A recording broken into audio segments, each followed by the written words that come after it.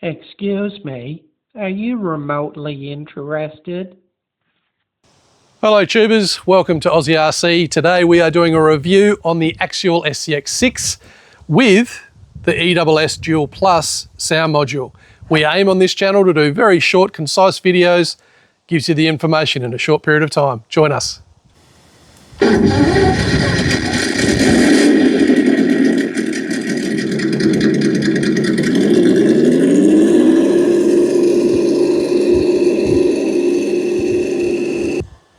Okay, so let's start with the transmitter. This is a Spectrum DX3. The whole car is running on Spectrum electrics, which is nice, electronics. If you happen to put a Spectrum smart battery in, it will give you the battery indicator levels on the side there. I've currently haven't got a Spectrum battery in it. I've got a Ovonics, and it's, you know, just for a price point, it's much nicer.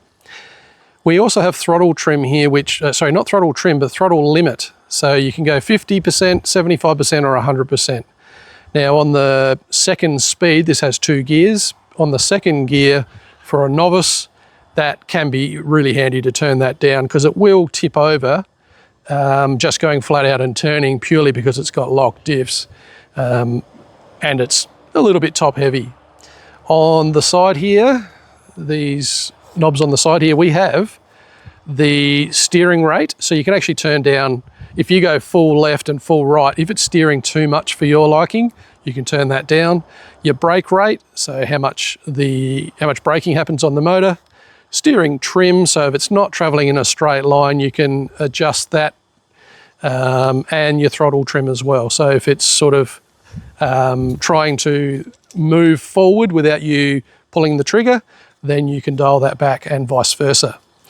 On the side here, we have the button for the first and second gear. Down is into second gear, up is into first. Little servo in there changing gears for you. The bind button.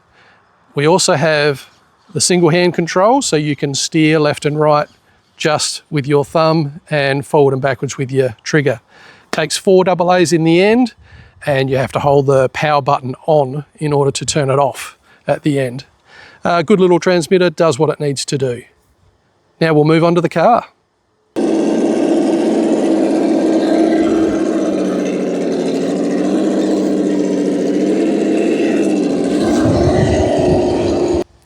All right, this is the speed that this Scx6 will go in first speed.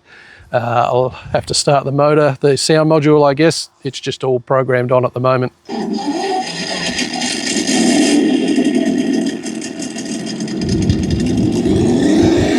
So that's flat out in first gear. Just spin it around and come back. Fairly leisurely, but if you're trail driving, I reckon that's still plenty of speed for working on the trails. But if it's not for you, this is second gear. I just flick the button straight into second. This is second gear.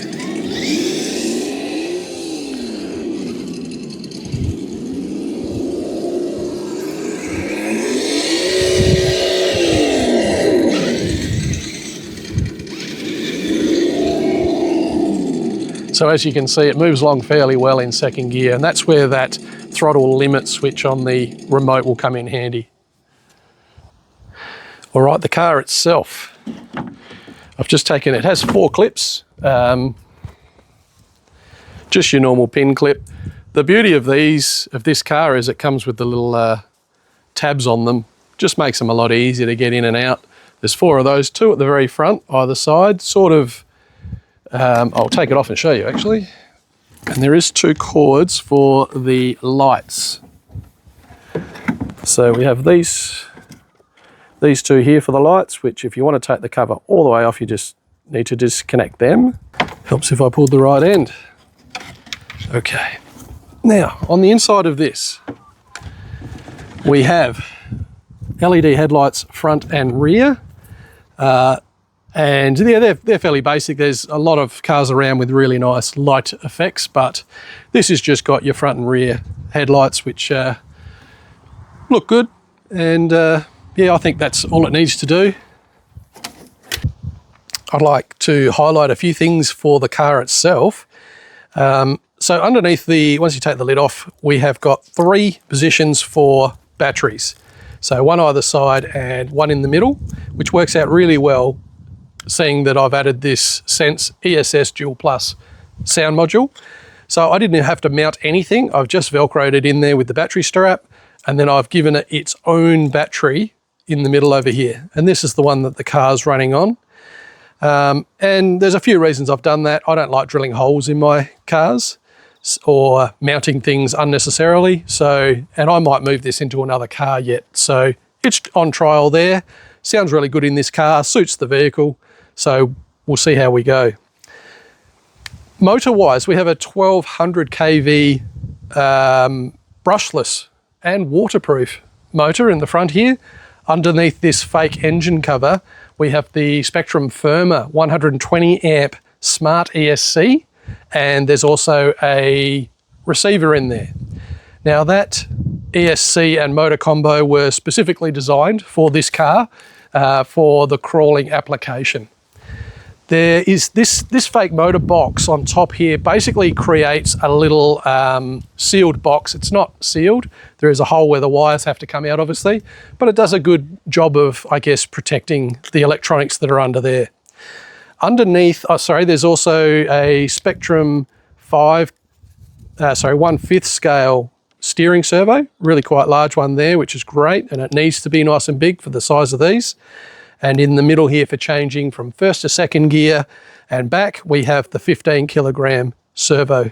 Okay, on the front here, hopefully you can see there's a switch here. That's your power on and off button.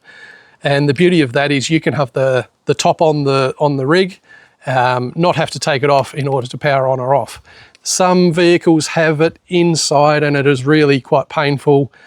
Just to turn it on and off, you have to take the lid off. This lid is a little bit tricky. You have to locate it pretty accurately in order to get it on. And it takes me about 60 seconds every time to get it on correctly. It's a little bit painful. But it does seal beautifully around the edges here. So that's one of the really nice things about it. Once it's on, it's doing a nice job of keeping water and other things out to a degree. The front 1/5 scale steering servo has a metal horn on it, which is also quite nice, with a metal steering link coming straight off that. And then another one to come across to run the other wheel. The wheels that are on this, they are plastic, but they are a 3-piece beadlock rim.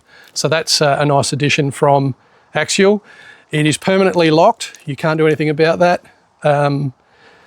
without jumping into the diffs and changing things internally.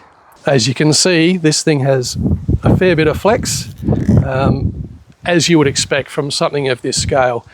This means that this thing pretty much goes anywhere. The only time that it really gets stopped is if it goes over a ledge, either at the front or the rear, and either the front or the rear bumper gets hung up on something so that the wheels are off the ground. That's probably the only time it seems to get stopped, and I've really enjoyed running it so far. All right, looking at the bottom of the rig, we have, let's start with the drive shafts. These are wild boar drive shafts, big and heavy. If you break one of those, I'd be super surprised. We have 4-link suspension in the back and 3-link in the front, the panhard, and the front steering servo will allow your wheels to go at a roughly 45 degrees. Now I have weighed this just then, and the whole thing weighs about 11 kilos. Okay, now those clip points that I was talking about, that's the hole that the lid goes through at the front, and the other one. And so as the pin comes down through, the clip goes in from the side, and at the rear, it's basically the same. We have found that putting the rear of the lid on first, the shell, and then trying to work your way forward seems to be the best way to do it. All right, the sound module. This is how it comes. I'll just open it up. But it just has a couple of speakers, one at either end, some wires coming out of it, and then your 2 scroll buttons at the top there. Now it's very easy to wire in. So let me just get that in there. I'll tuck those wires in after. The wiring is very simple. You have this wire here, which goes to your power. So if you've got Deans on your vehicle, or I guess other people call them the T-plug, you can plug straight into the back of it. This is a flow-through type plug. So you can plug your battery in the back of it and then plug this into the one that goes to your ESC, and it will just take a small amount of power to run the speaker.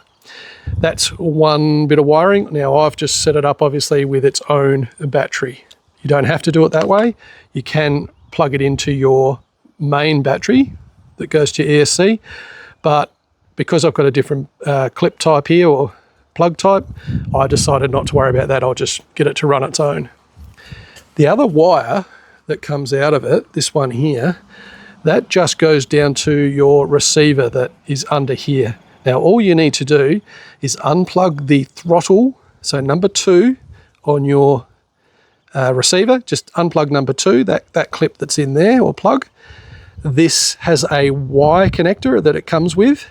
You plug this into one of the Y connectors, you plug the bottom of the Y connector into the receiver, and then your throttle from your ESC goes into the other plug. So you got your 2 plugs, one goes to this, one goes to your ESC, and then it works. It will basically, from that point, it will, every time you pull the trigger, this gets told that you're pulling the throttle, and so this will rev up, and your motor will also do what it's supposed to do normally. So that's as easy as it can really be. I'm fairly impressed with the sound. It comes with 2 sounds installed on it, but if you go to their website, you can get a lot more sounds.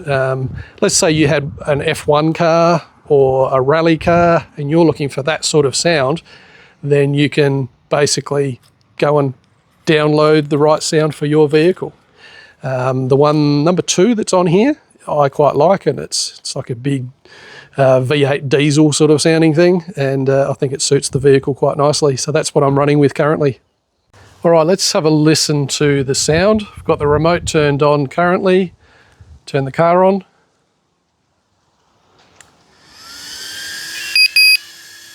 There's also a fan in here I didn't mention earlier to help the electronics stay cool. Okay, so with this sound module, to turn it on, to get it to activate, you just pull the throttle a little bit and it will sense that you want to go forward, and it'll make the starting of the engine noises. I'm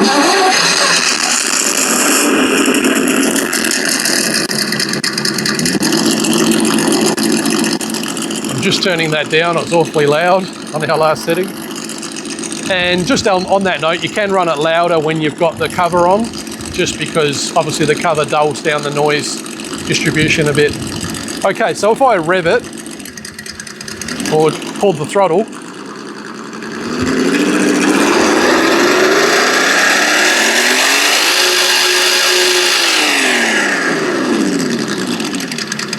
so as you can hear, the more you pull the throttle and the more it accelerates, the louder and the more it revs up on the sound module. If you hold down the minus button, that one beep means it's gone to sound number 1. I had it on sound number 2. So if we do it again, the different sounding engine, which I don't like quite as much personally.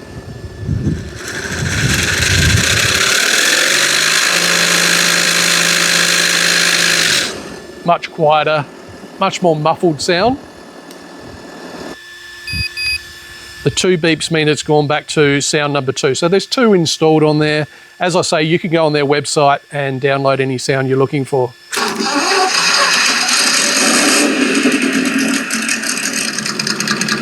I really like the glugging sound of that one, it's really nice. When you stop driving it, this sound will turn the engine off after 5 seconds, so there it goes. If you find that it doesn't switch off, or if you want it to run, you can trick it by adding a little bit of throttle on your throttle trim. So not enough for the vehicle to move, but enough for the ESC to send a message to it.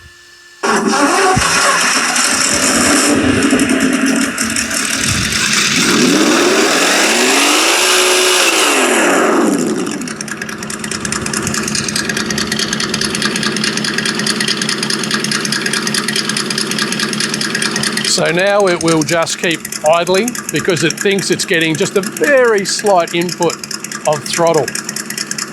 And that way, if you prefer it not to switch itself off, if I put that trim back to the center,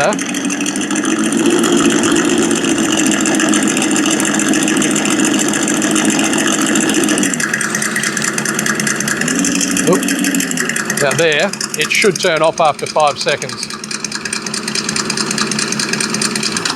There it goes. So that's just a little trick for you. Well, I hope that gave you any information that you were looking for on the SCX6. On our next video, we'll be looking at the X12S from Relalo. And this is the bee's knees. Loving this car at the moment, so look out for that video. Thanks for joining us.